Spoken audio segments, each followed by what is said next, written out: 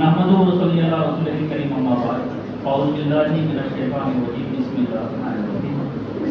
अल्हम्दुलिल्लाह, आज हम सभी शुरबा के लिए बड़ी फ़ख्र की और एजाज़ की खुशी की बात है कि हमारे दरमियान all India ranking NEET examination 2004 में all India ranking first topper of the AIR Amina Arif Kadiwala हमारे दरमियान तशरीफ रखते हैं। साथ में उनके वालिद साहब भी हमारे साथ में मौजूद है।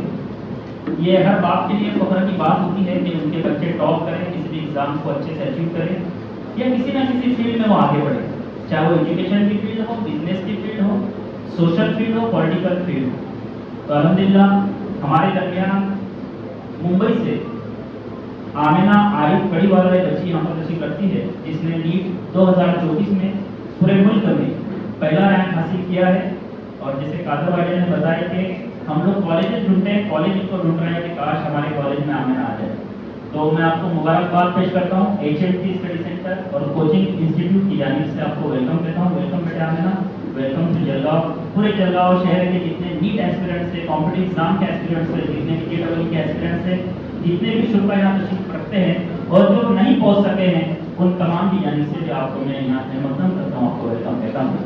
आइए थोड़ी सवाल की शुरुआत करते हैं। मैं सबसे पहले जानना चाहूँगा कि आप अपना बेसिक एजुकेशन कैसे हुआ, आपका नाम वहाँ से शुरू करें, आपका नाम सबको पता चले कि आपका बेसिक एजुकेशन कहाँ से शुरू हुआ है और कहाँ का कौन कौन सी स्टेट से आप 12वीं तक जो है एजुकेशन के साथ गुजरे। अस्सलाम वालेकुम। मेरी जो स्कूलिंग है 10th तक वो मैंने मदनी हाई स्कूल से की, उर्दू मीडियम स्कूल से। उसके बाद 11th और 12th एनवीटी बाय कॉलेज से की। तो 11th में मतलब अच्छे परसेंटेज की वजह से ही मैंने साइंस लिया था। ऐसा कोई मोटिव नहीं था कि स्ट्रॉन्ग ऐसा कुछ वो नहीं किया था, मैंने इतना डिसाइड नहीं किया था कि मुझे मेडिकल फील्ड में ही जाना है, जैसा कि अभी मुझे है। 12th में जब लॉकडाउन हुआ था तब मैंने डिसाइड किया था कि मेडिकल फील्ड में जाना है। फिर जब मैंने प्रिपरेशन स्टार्ट की तो मेरा इंटरेस्ट उसमें बनने लगा। तो मेरा जो इंटरेस्ट था वो प्रिपरेशन के दौरान ही बना था, पहले से इतना मुझे वो नहीं था, श्योर नहीं था कि मुझे मेडिकल फील्ड में जाना है।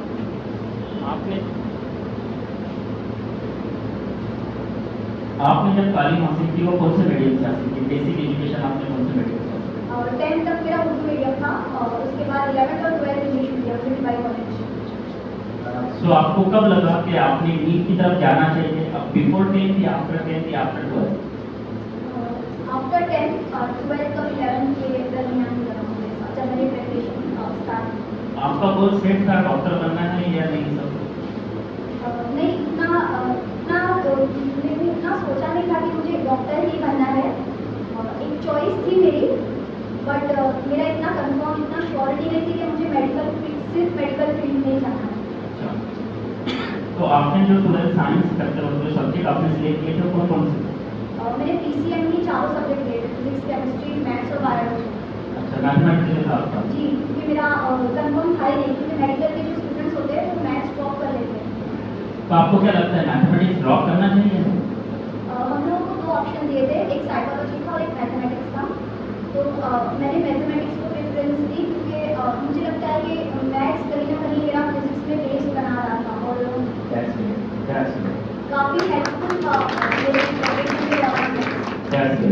मैथमेटिक्स जिंदगी का हिस्सा है, ये पूरी जिंदगी काम आता है। तो ये आपने अच्छा हिस्सा लिया है माशाल्लाह, चाहे मार्क्स कितने भी मिले इट डजंट मैटर। लेकिन मैथमेटिक्स सभी बच्चों से मैं कहूँगा कि आपने मैथमेटिक्स को छोड़ना नहीं है। आप भले ही कम मार्क्स लें लेकिन उसको हासिल करें और उस पर प्रैक्टिस करके आप आगे ज़्यादा से ज़्यादा मशक करें। मैं आपसे पूछना चाहूँगा कि आपने जब नीट का एग्ज़ाम दिया, जिंदगी में आपने इससे पहले कुछ कॉम्पिटिटिव एग्ज़ाम दिए हैं क्या नीट से पहले? नहीं, कोई एग्जाम नहीं दिया था, मेरा फर्स्ट एग्जाम। नीट ही दिया आपने डायरेक्ट? स्कॉलरशिप्स? मैंने 8th स्टैंडर्ड में दिया था स्कॉलरशिप का एग्जाम, बट उस टाइम इतना समझ में नहीं आता था कि कॉम्पिटिटिव एग्जाम्स कैसे होते हैं। टीचर्स ने कहा आपका नाम दिया, आपको बैठना एग्जाम देना, आपने दे जी, दिया। वैसे ही उसी तरीके से। तब आपने 12th में जब आपने डिसाइड किया जब आपको नीट देना है, तो नीट के बारे में आपको किसने बताया? डिटेल मालूमात आपको कोई ना कोई रहनुमा तो मिला होगा जिसने मालूमात दी? मुझे ऑनलाइन के थ्रू ही पता चला था क्योंकि मेरे फैमिली में भी डॉक्टर का बैकग्राउंड है नहीं, इंशाल्लाह आई द फर्स्ट वन। तो और ज़्यादा टीचर्स भी मेरे उतने बताने वाले नहीं हुए। एक स्कूल के टीचर ने हमारे प्रिंसिपल सर, उन्होंने थोड़ा बहुत उसके बारे में हम लोगों को इन्फॉर्मेशन दी थी, बट ज़्यादा मैंने उनसे रब्ता रखा नहीं था, तो मुझे ज़्यादा नॉलेज मिली नहीं थी। और मेरे फ्रेंड्स जो थे वो भी वो दे रहे थे बट वो लोग कैसे दे रहे थे, वो लोग PSC भी कर रहे थे और नीट भी दे रहे थे, सिर्फ टाइम पास के लिए दे रहे थे वो लोग को उतनी नॉलेज नहीं तीर चला रहे थे, लग गया तो अच्छा है। जी। वो हमका फिर मैं छोटा बच्चा है, तो उसका तीर चलाने वाला काम कर रहे हैं आप। आपने कहा कि मेरी फैमिली बैकग्राउंड में मेडिकल फील्ड नहीं, मैं जानना चाहूँगा कि आपके वालिद क्या करते हैं, आपकी फैमिली बैकग्राउंड कैसा है किसी प्रोफेशन को लेकर? मेरे फादर जो है वो तो जॉब करते हैं, वो BCom ग्रेजुएट है, और मेरी मदर जो है वो इतना पढ़ी लिखी नहीं है, मतलब उन्होंने इतना पढ़ाई नहीं की है ग्रेजुएशन वगैरह, बट उनको सबसे ज़्यादा शौक है बच्चों को पढ़ाने का, सबसे ज़्यादा मतलब हम लोगों को मोटिवेशन उन्हीं से मिलती है, वही मोटिवेट करते हैं हम लोगों को। क्या बात है। हाँ, मैंने जो बात कही मैं सभी यहाँ जितने मम्मी मौजूद है, अम्मी जान जितने यहाँ तशरीफ रखते हैं, उनसे कहना चाहूँगा कि इनके मम्मी ज़्यादा पढ़े लिखे नहीं है, लेकिन उनसे ज़्यादा मोटिवेशन मिला। मैं हर माँ बाप से ये अक्सर कहता हूँ, हर मेरे मोटिवेशन सेमिनार्स में, कि माँ बाप का एजुकेटेड होना जरूरी नहीं है, माँ बाप का बेदार मगज होना जरूरी है।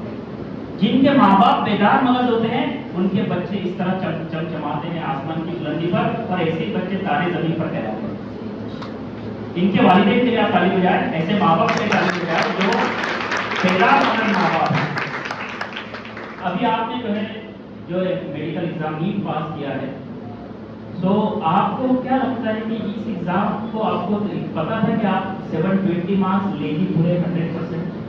स्टार्टिंग में मेरा माइंड सेट ऐसा था कि मतलब कोई भी गवर्नमेंट कॉलेज मिल जाए, क्योंकि मुझे पता है कि हर साल जो कॉम्पिटिशन इंक्रीज हो रहा है, नंबर ऑफ स्टूडेंट्स इंक्रीज हो रहे हैं, और सीट्स तो इतनी लिमिटेड है। अगर गवर्नमेंट सीट्स इंक्रीज भी करती है तो 2000 करती है, और स्टूडेंट जो इंक्रीज होते हैं वो लैक्स में होते हैं। तो इसका मुझे पहले से ही थोड़ा बहुत आइडिया था कि कॉम्पिटिशन ज़्यादा है, तो मेरा माइंड सेट ऐसा था कि कोई भी गवर्नमेंट कॉलेज मिल जाए। और इनिशियली जो था काफ़ी डर भी था कि मतलब फेल हो जाने का डर, फिर कहीं ना कहीं बीच में स्ट्रेसफुल कंडीशंस भी होती थी, स्ट्रेस होता था, डिमोटिवेशन होती थी। बट एक बार जो सबसे डिफिकल्ट टास्क जो था मेरे लिए वो था स्टार्ट करना। एक बार आपने स्टार्ट कर लिया, उसके बाद प्रिपरेशन के दौरान आपको कुछ भी इतना सोचने की जरूरत नहीं पड़ती, आप प्रिपेयर करते जाते हैं, आपके मार्क्स अच्छे आते जाते हैं, तो वैसे ही मुझे भी कॉन्फिडेंस मिलता रहा, अच्छे मार्क्स आते गए। तो और लास्ट टास्क में माशाल्लाह से मैंने अपना एम कर लिया था कि कोई भी कॉलेज नहीं, अब तो इंशाल्लाह अच्छी गवर्नमेंट कॉलेज चाहिए, और हो सके तो इंशाल्लाह एम्स के लिए जाना होगा। आपका पढ़ाई का तरीका क्या रहा? नीट में जो आपने टॉप किया 720, तो इसमें कुछ तरीके कार आपका स्टडी करने का हो गया? मेरे पास ऐसा कोई टाइम टेबल नहीं था, परफेक्ट टाइम टेबल कि इतने से इतने के बीच में कुछ करना है, क्योंकि क्या होता है ना, मैं टाइम टेबल अगर किसी दिन छूट जाता है ना, तो दूसरे दिन भी आपको फिर करने का मन नहीं करता है, आप कल भी छोड़ के जाते हैं टाइम टेबल अगर मिस हो जाए। तो मेरा कैसा था कि 6 घंटे की कोचिंग होती थी, लगभग 5 से 6 घंटे की, और 4 घंटे में सेल्फ स्टडी कर, और मैंने अपना जो मैक्सिमम टाइम है वो फिजिक्स को दिया है, क्योंकि वही बहुत डिफिकल्ट भी लगता है स्टूडेंट्स को, बहुत से स्टूडेंट्स को, और उसी में बच्चों के मार्क्स कम आते हैं ज़्यादातर। हाँ, मैंने सुना है कि कुछ बच्चे अक्सर जो है फिजिक्स को अवॉइड कर देते हैं, जबकि फिजिक्स के जो है 180 मार्क्स होते हैं पूरे पेपर में, 180 केमिस्ट्री के होते हैं, तो बच्चे फिजिक्स को अवॉइड करते हैं। तो आपको क्या लगता है कि अवॉइड करना ये बेहतर हो सकता है ऐसे बच्चों? नहीं, अगर आपको अच्छी कॉलेज चाहिए, गवर्नमेंट कॉलेज चाहिए, तो फिजिक्स कहीं ना कहीं चाहिए ही आपको तीनों सब्जेक्ट में अच्छा परफॉर्म करना पड़ेगा, तभी आपके जो मार्क्स है वो उतने आएंगे कि आपको कोई गवर्नमेंट कॉलेज मिले। बच्चे लोग क्या करते हैं, ज़्यादातर बायो पे पूरे दिन बायो पढ़ते हैं, बट हम लोग के टीचर कहते थे कि सिर्फ बायो से सिलेक्शन नहीं होता, सिर्फ बायो से, सिर्फ केमिस्ट्री से सिलेक्शन नहीं होगा, आपको फिजिक्स पे भी ध्यान देना होगा, तीनों तो आपको इक्वल आपको लेकर चलना होगा। अगर आपने जब ये कहा कि आपने 6 घंटे कोचिंग की, 4 घंटे आप सेल्फ स्टडी करती थी, तो आप ये कॉलेज कब करते थे? ये मेरा मैंने ड्रॉप किया है, तभी मैं कोचिंग के साथ जाती थी। अच्छा, कॉलेज ड्रॉप करके आपने कोचिंग, फिर 12वीं के बाद आपने कोचिंग शुरू किया, डिग्री का 12th आपने किया या आफ्टर 12th किया? आफ्टर 12 आपने जो है, तो आपने जिस वक्त 12th किया था, क्या उस वक्त आपने नीट एग्जाम दिया था फर्स्ट टाइम? जी नहीं, उस टाइम नहीं दिया था। अच्छा, तो अभी तक आपने कितने नीट एग्जाम दिए? ये कितना टाइम था आपका? मेरा थर्ड अटेम्प्ट था। दैट्स ग्रेट, थर्ड अटेम्प्ट, ये जोरदार ताली की मुबारकबाद है। यहाँ पर मैं खास करके मुबारकबाद देना चाहूँगा आरिफ गढ़ीवाला साहब, आपको मुबारकबाद दूंगा कि माँ बाप फर्स्ट ज्यादा सेकंड अटेम्प्ट में पीछे हट जाते कि बेटे बस करो, अब हमारे पास इतना पैसा नहीं है, रुक जाओ। होता क्या है, एक किस्सा मुझे आपकी वजह से यहाँ पर याद आया कि एक शख्स ने एक जमीन बेची और उस जमीन को फरोख्त करने के बाद किसी ने उसको बताया कि ये जो जमीन है इसके नीचे सोना है, जमीन में सोना है। तो एक शख्स ने उसके बेटे को साथ में लिया और जमीन को जो है खोदना शुरू किया। तकरीबन उन्होंने 4 साल तक जमीन खोदी और फिर दोनों बाप बेटे ने डिसाइड किया कि इसमें कुछ सोना आने वाला नहीं है, हम ये जमीन बेच डालते हैं, इसको खोदना बंद करो, अब नहीं खोदा जाएगा, छोड़ दो इसको। जिसको उन्होंने बेचा उसने जब जमीन आकर देखी कि आपने क्या किया, तो बोले हमको किसी ने बताया था कि इसमें सोना है, तो हम 4 साल से इसको खोद रहे हैं, सोना वगैरह कुछ निकला नहीं है, चलो आप 500 रुपये ज्यादा का भाव दो हमको और आप ले लो जाके। तो बोले चलो कोई बात नहीं, उन्होंने जगह खरीद ली। फिर उस आदमी को क्लिक हुआ कि यार इनको अगर किसी ने कहा तो चलो अपन भी थोड़ा ट्राई कर लेते हैं। अब जिसने जगह खरीदी, यकीन मानिए उसको सिर्फ 2 घंटे खोदना पड़ा, उसको सोना मिल गया, सिर्फ 2 घंटे खुदाई के बाद। जिस शख्स ने 4 साल खुदाई की थी वो कामयाबी से सिर्फ 2 घंटे दूर था। आई बड़े वाला साहब, आपकी बच्ची कामयाबी से सिर्फ 3 कदम दूर थी, आपने उसको तीनों स्टेप, तीनों 7 किलो कदम ले लीजिए, इसलिए आपको हमारा बात के हकदार है। वरना कई वालिद ऐसे हैं जो अपने बच्चों को ये बोलकर रोक लेते हैं कि बेटा जाने दे, पहले में तो नहीं हुआ, दूसरे में तो नहीं हुआ। कुछ बच्चों को ये भी देखा गया है कि उनको अगर 300 मार्क्स मिले हैं, वो चाहते हैं कि हमारा बीएमएस में हो जाएगा, तो माँ बाप कहते हैं चल बीएमएस ले जाने दे, जबकि उन्होंने सोचना चाहिए कि हाँ अगर ट्राई किए तो हम 600 के ऊपर जाकर 600 के अबो लेकर 650 लेकर 720 लेकर हम एमबीबीएस में तो जा सकते हैं। तो ये आप मुबारकबाद के हकदार है। आपके वालिदा, आपके वालिदैन यकीनन बहुत अहमियत के हकदार। आपने साबित कर दिया कि जो नाकामी से पीछे हटता है वो डर की अलामत है, और डरने वाले बड़ी कामयाबियां जिंदगी में कभी हासिल नहीं कर सकते। आपने बता दिया कि डर के आगे जीत है।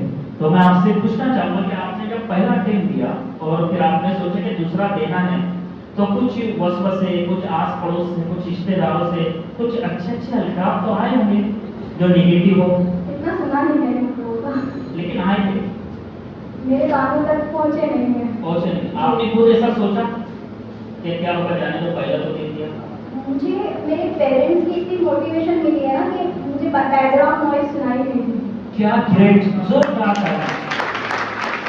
अब आप बोले घर और किसका याद आया? एक 12 साल का बच्चा, मोटा ताजा हट्टा कट्टा, और एक 5 साल का बच्चा, पतला दुबला पतला छोटा सा 5-6 साल का बच्चा, दोनों खेत में जाने की सूझी, दोनों खेत में चले गए।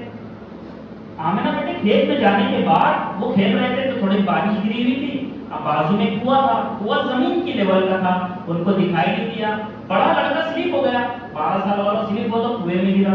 वो चिल्लाने लगा बचाओ बचाओ बचाओ। अब जो 6 साल का बच्चा था, 3 बच्चा दुबला पतला, उसने देखा मुझे तो उसको रस्सी दिखाई दी कुएं के पास जिसको डोर में लगाते हैं, उसने वो रस्सी कुएं में डाली।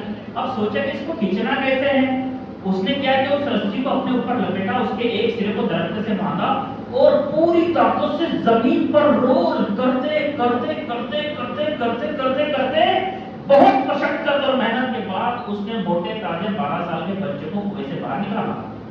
अब दोनों के कपड़े खराब हो गए, दोनों अपने गांव की तरफ चलने लगे। रास्ते में एक शख्स मिला, ये कपड़े कैसे खराब हुए, तुम्हारी हालत ऐसी कैसे हुई?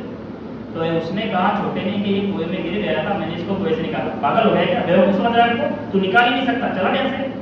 फिर शहर में आगे बढ़े, सिटी में आगे बढ़े, अपने गांव की तरफ बढ़ते बढ़ते फिर 2-3 लोग मिले, मामा काका मिले, ये क्या हालत बना, क्या हुआ? फिर बड़े बच्चे ने कहा कि काका मैं कुएं में गिर गया था तो इसने मुझे खींच के निकाला। बेवकूफ समझे क्या हमको, ये तुझे निकाल ही नहीं सकता, झूठ बोला, चलो जाओ यहाँ से। तो ऐसा पूरे गांव में जब वो पहुंचे तो 15-20 लोगों ने बोला कि तू इसको निकाल नहीं सकता, और उसको भी कहा कि तुझे निकाल नहीं सकता। हत्ता के पंचायत लग गई कि बच्चे कहाँ से, इनसे पूछो इनका बुरा हाल कैसा है, झूठ बोल रहे हैं। पंचायत में सरपंच ने भी कहा कि तू ये झूठ बोल रहा है, तू इसको निकाल नहीं सकता।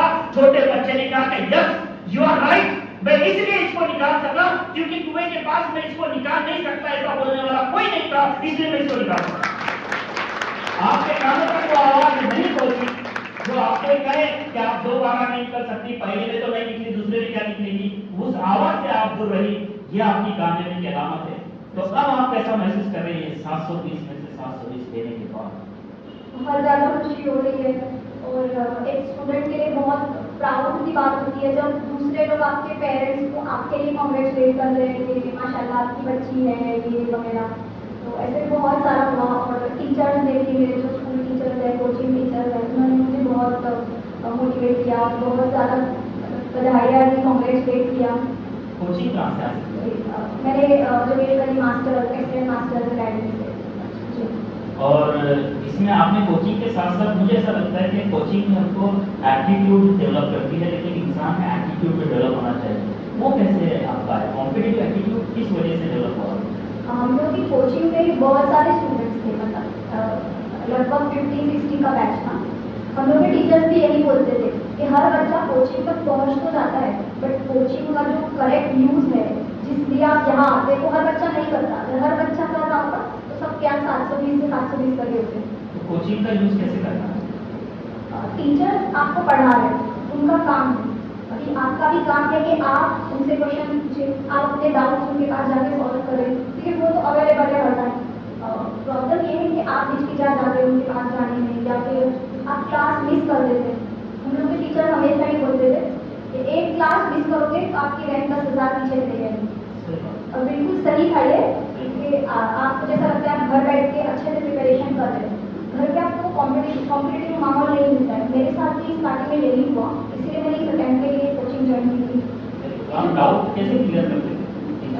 टीचर्स के पास जाके कहीं जी जी इंडिविजुअली जाके। तो हम लोगों ने यहाँ एक मुबारकबाद दूंगा समीर सर और उनकी टीम को कि इन्होंने 2 लेक्चर के बाद 5 से पौने 6 असर और डाउट क्लियरिंग सेशन रखा है रोजाना का, कि आपका कल क्या हुआ था और आज क्या हुआ, उस पर आप डाउट क्लियरिंग सभी फैकल्टी सामने बैठती है, बच्चे क्वेश्चन, क्योंकि हो सकता है कि कुछ बच्चे शाय होते हैं, वो क्वेश्चन नहीं कर पाते, इनका क्वेश्चन इनके दिमाग में भी होगा लेकिन मैं शाय हूँ तो नहीं करूँगा, तो फिर इन्होंने कहा तो उनका फायदा हो जाता है। तो हमने सर क्लियरिंग सेशन रखा है, क्या आपको लगता है ये clearing session, doubt clearing session फायदेमंद है बच्चों के? जी बिल्कुल, क्योंकि कुछ बच्चे जैसे आपने कहा शाय होते हैं, तो हम लोग की क्लास में ऐसा होता था कि टीचर पहले पूछते थे कि किसी को कोई डाउट है, अगर किसी ने जवाब नहीं दिया तो टीचर खुद क्वेश्चन पूछते थे, तो पता चल जाता है कि इसको कितना डाउट है, कौन शाय है, कौन नहीं पूछ पा रहा है वगैरह। एग्जाम में जो आप एग्जाम देते हैं, आई थिंक कितने क्वेश्चन होते हैं? 360 क्वेश्चन और 100 क्वेश्चन होते हैं। 90 उसके बायोलॉजी के 90, मतलब 10 क्वेश्चन होते हैं वो एक्स्ट्रा एज के जाते हैं। हाँ, 50 क्वेश्चन बायो में बॉटनी के, 50 जूलॉजी के, 50 केमिस्ट्री के, 50 फिजिक्स के। उसमें लास्ट के जो 15 क्वेश्चन होते हैं उनमें से 10 अटेम्प्ट करने होते हैं। पहले शुरुआत में ये नहीं था, बाद में इसको ऐड किया गया, ये तरह की फैसिलिटी है स्टूडेंट्स को गवर्नमेंट ऑफ इंडिया की तरफ से। तो आपको एग्जाम जो टाइमिंग मिला था एग्जाम के लिए, कितना टाइम मिलता है आपको? 3 hours and 20 minutes। 3 hours and 20 minutes में आपको ये क्वेश्चन सॉल्व करने होते हैं। तो ये time manage examination, filling examination, ये टाइम कैसे मैनेज किया? मैंने स्टार्टिंग में मुझे काफ़ी ज़्यादा टाइम लगता था पेपर सॉल्व करने में, ऐसा शायद काफ़ी बच्चों को यही दिक्कत आती है। तो उसके लिए मैंने ना बहुत प्रैक्टिस की है, मतलब ज़्यादा से ज़्यादा क्वेश्चन प्रैक्टिस किए हैं। स्टार्टिंग में जो टाइम मुझे लगता था, मैंने कोशिश की है कि उनको कम टाइम में सॉल्व करूँ, और ये दिक्कत मुझे फिजिक्स में बहुत ज़्यादा आती है। केमिस्ट्री में बायो में भी लगता था, बट वो टाइम के साथ सॉल्व होता गया। मैंने ज़्यादा प्रैक्टिस जो है फिजिक्स में ज़्यादा दी, क्योंकि मेरा बहुत वीक था। एक टेंटेटिव आप बता सकते हैं कि आपने बायोलॉजी के पूरा अभी तक 3 सालों में बायोलॉजी के कितने क्वेश्चन सॉल्व किए होंगे, खुद से टेंटेटिव बता सकते हैं एक नंबर? स्टार्टिंग के 2 अटेम्प्ट में मैंने नहीं किए, मतलब स्टार्टिंग का जो फर्स्ट अटेम्प्ट था उसमें कुछ ज़्यादा इन्फॉर्मेशन ही नहीं थी, मैंने ऐसे बस गई और एग्जाम देके आ गई। और सेकेंड अटेम्प्ट में ये थी, मैंने उतने क्वेश्चन प्रैक्टिस नहीं किए थे, बट जो लास्ट वाला अटेम्प्ट था उसमें हम लोग के हर वीक पे 2 टेस्ट होते थे। एक टेस्ट केमिस्ट्री और फिजिक्स का, और एक टेस्ट बॉटनी एंड जूलॉजी का। वो इंडिविजुअल चैप्टर्स के टेस्ट होते थे। उसके बाद हर मंथ के एंड में जितने चैप्टर्स कंप्लीट हुए उसका कंबाइंड टेस्ट होता था, और लास्ट में अराउंड 20 मॉक टेस्ट कोचिंग की तरफ से हुए थे, और बाकी मैंने अपने इंडिविजुअली कुछ मॉक टेस्ट दिए थे। एक अगर पर सब्जेक्ट लेके चलेंगे तो 2000-3000 प्लस क्वेश्चन मैंने सॉल्व किए थे। इन्होंने एक खास बात बताई कि शुरुआत में जब मैंने नीट एग्जाम दी तो मेरा सब कुछ पुख्ता इरादा नहीं था, बस जाके मैं एग्जाम दे दिया, लेकिन जब आपने थर्ड टाइम एग्जाम दिया तो आपका इरादा पुख्ता था। इसीलिए कहते हैं कि मंजिलें मिलती हैं अगर वो पुख्ता इरादे, मंजिल का पता कमजोर इरादा नहीं देता। तो ये पुख्ता इरादे होते हैं, बिल्कुल कॉम्पैक्ट और गोल होता है, बच्चों के डिसीजन होते हैं, मजबूत इरादे इंसान को कामयाबी कामरानी की तरफ ले जाते हैं। अब आपने पुख्ता इरादा किया, आपने कोचिंग लगाई, आपने घर पर मेहनत की और फिर आपने जो है कामयाबी हासिल की, पूरे मुल्क में आप फर्स्ट आए। ये फर्स्ट आने पर जो आपको मर्तबा हासिल हुआ है, ये मर्तबा हासिल करने के पीछे किसको आप क्रेडिट देना चाहिए? सबसे बड़ा शुक्र तो अल्लाह का अदा करना चाहूँगी जिन्होंने मुझे हौसला दिया। सबसे पहले हौसला अल्लाह की तरफ से मुझे आया है। दिल में जो पॉजिटिविटी है वो अल्लाह ने डाली थी। उसके बाद मेरे पेरेंट्स, आपने जैसे कहा कि पेरेंट्स रोक लेते बच्चों को आगे दें, मेरे केस में उल्टा था। मेरे पेरेंट्स ने मुझे मोटिवेट किया था, मैं नहीं देना चाहती थी। उन्होंने मुझसे कहा था कि इतनी पढ़ाई किए है तो एक अटेम्प्ट और दे दो। और उसके बाद मेरे कोचिंग के टीचर्स थे, मेरे स्कूल के प्रिंसिपल भी थे, उन्होंने मुझे काफ़ी मोटिवेटेड रखा था। तो मतलब इन सब चीज़ों में वो करियर काउंसलर भी है, तो वो एक तरीके से प्लस पॉइंट हो गया कि उन्होंने मुझे काफ़ी इसके प्रोज एंड कॉन्स बता दिए। एक तो मुझे कैसा था कि उम्र भी ज़्यादा हो जाती है, काफ़ी अटेम्प्ट्स में एज हो जाती है तो भी पेरेंट्स रोकते हैं। बट हमारे टीचर्स ने हमको बोला कि डॉक्टर एक ऐसा प्रोफेशन है जब आप रिटायर नहीं होते, आप जो स्टार्टिंग में अपना टाइम दे रहे हो ना तो आप लास्ट में कवर कर दो। क्या बात है, एग्जैक्टली ग्रेट, क्या बात है। तो आप तो समझोगा, बच्चे ने कहा कि हिंदुस्तान ने कहा था कि अगर आप 1-2 ज़्यादा भी देते तो कुछ एज कोई मानी नहीं रखती है। आप डॉक्टर ऐसी फील्ड है जिसमें इंसान रिटायर नहीं होता है, वो इलाज करते चले जाता है, तो अपना ये वक्त आगे कवर कर लेता। आपने बड़ी अच्छी बात आपने की, ग्रेट यार समझ। अब आपका रिजल्ट आया, आपको पता चला कि आपको 720 आउट ऑफ 720 मिले, कैसा फील हुआ? मैं तो तब गांव में थी, तो मेरे टीचर्स ने मुझे ये न्यूज़ दी थी, वहाँ नेटवर्क थोड़ा इशू रहता है, तो मुझे तो यकीन नहीं हो रहा था फर्स्ट टाइम में। बोले बेटा हमको भी यकीन नहीं हुआ, हमने 2-3 बार चेक किया है आपका रिजल्ट, क्योंकि हम लोग का जो कोचिंग इंस्टीट्यूट है कोई बड़ा इंस्टीट्यूट नहीं है। सर ने बस अपने राहिल सर की तरह ही मुस्लिम बच्चों के लिए कारवा शुरू किया है। तो उन्होंने कहा कि माशाल्लाह बहुत अच्छी बात है कि हमारे इंस्टीट्यूट से पहली बार ऐसा हुआ है कि कोई बच्ची पूरे मार्क्स लाई है। तो उन्होंने मुझे इससे पहले बताया था, फिर मैंने अपने पेरेंट्स को बताया, और फिर जिन लोगों को मैंने नहीं बताया था वो मुझे बता रहे थे। तो बहुत प्राउड की बात होती है ये, और बहुत खुश थी मैं ऐसा। हाँ, पूरे मुल्क में फैलाना बहुत बड़ी बात है, बहुत बड़ी बात है। और आप देखिए मिसाल बनते हैं दूसरों के लिए, आज आप इंस्पिरेशन हैं। आज जलगांव में आप हो सकता है कई लोग आपको ऐसा और बुलाएं, मोटिवेट करें। तो आप ने जो टाइम मैनेज किया, आपने सब स्टडी की, सब एक सब्जेक्ट को आप कितना वक्त घर पर दिया करती थी वो आप बताना। इंडिविजुअल सब्जेक्ट मेरा डिफरेंट था। बायोलॉजी जो है वो थोड़ा ईजी होता है कंपैरेटिव फिजिक्स एंड केमिस्ट्री, तो मैं बायो क्लास में कंप्लीट कर दी। हम लोग के सर की एक स्ट्रैटेजी थी कि वो पहले अपने नोट से पढ़ाते थे, फिर एनसीईआरटी से पढ़ाते थे। तो उसमें 90% तक हम लोग कोशिश करते थे कि याद कर लें, ताकि घर जाके एक बार रिविजन हो तो पक्का हो जाए। उसके बाद तो सर टेस्ट ही लेते थे, जब रिवाइज करना ही नहीं जरूरत पड़ती, बस टेस्ट दें। केमिस्ट्री के लिए भी जो टीचर्स थे, केमिस्ट्री में ऑर्गेनिक, इनऑर्गेनिक और फिजिकल होती है। इनऑर्गेनिक के लिए तो कम्प्लीटली एनसीईआरटी पढ़ना होता है, कुछ भी आउट ऑफ द सिलेबस नहीं होता है। फिजिकल को थोड़ी प्रैक्टिस लगती है, और ऑर्गेनिक जो बच्चों को बहुत डिफिकल्ट लगती है। सब लोग बोलते रिएक्शन रटने पड़ते हैं उसमें, बट ऐसा नहीं है, आपको प्रैक्टिस ज़्यादा करनी पड़ती है। सब एक जैसा ही होता है, बट आपकी जितनी प्रैक्टिस होगी आपको उस टाइम पे क्लिक करेगा कि नहीं ये यही है। तो 30 सेकंड के अंदर आपको क्लिक करना चाहिए, तभी आप बोलेंगे कि नहीं मेरी प्रैक्टिस बहुत अच्छी है। अब आपने इतने सारे क्वेश्चन सॉल्व किए, टोटल 180 केमिस्ट्री के 180 जो है इंडिविजुअल सब्जेक्ट वाइज में कहूँ तो एक सब्जेक्ट एक चैप्टर से मैंने 300 प्लस क्वेश्चन सॉल्व। एक चैप्टर के जी इतने टेस्ट हुए। एक चैप्टर के 300? जी जी। अमेजिंग। एक चैप्टर पर एक सबक जो कम से कम 10-12 पेजेस का होता होगा शायद, उस पर 300 क्वेश्चन। That's great. अब आपका जो एग्जाम था पूरा 720 मार्क्स का, इसमें टोटल क्वेश्चन आपने जो सॉल्व किए कितने किए एग्जाम के अंदर? 180 करने होते हैं टोटल। 180। अब 180 में आपको ऐसा नहीं लगा कि कहीं ये 1 गलत ना हो जाए तो मैं माइनस में चली जाऊँ, ऐसा नहीं महसूस हुआ आपको? मैंने अपने कोचिंग के जो टेस्ट थे वो यही सोच के दिए थे कि जो मिस्टेक करनी है यहाँ पर करनी है। अच्छा। आगे जाकर मतलब यहाँ मिस्टेक हो जाएगी तो यहाँ पे कोई परमानेंट रहने वाला नहीं है, जो मार्क्स है वो टेम्परेरी मार्क्स है। तो ये जो मेरी प्रैक्टिस थी इसने मेरा कॉन्फिडेंस बिल्डअप किया उन क्वेश्चंस के लिए जो बाद में मुझे डाउट आने वाले थे। क्योंकि ना मैंने देखा है काफ़ी स्टूडेंट्स को वो डर की वजह से क्वेश्चन छोड़ देते हैं। मेरे कोचिंग के काफ़ी मेरे दोस्त हैं, वो लोग भी यही कहते हैं कि कुछ क्वेश्चन मैंने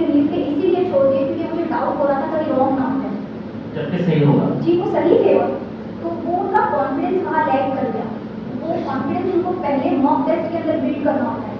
अगर टेस्ट ज़्यादा होगा तो कॉन्फिडेंस बिल्ड भी होगा। जी। That's great. सो अभी मैं चाहूँगा कि ऑडियंस को राउंड शुरू करने से पहले आप क्या कहना चाहेंगे ऑडियंस को कि कामयाब होने के लिए क्या क्या जरूरी है, आपका कोई ऐसा पैगाम आप इनसे शेयर करना चाहेंगे? जी। मुझे लगता है कि आपको सबसे ज़्यादा ज़रूरी है पेशेंस और आपका डिटर्मिनेशन। पेशेंस आपको रखना है इस बात से कि लोग क्या कहेंगे और कितना टाइम लग जाएगा। आपको एकदम पेशेंस रखना है और बिल्कुल भी सुनना नहीं है किसी की।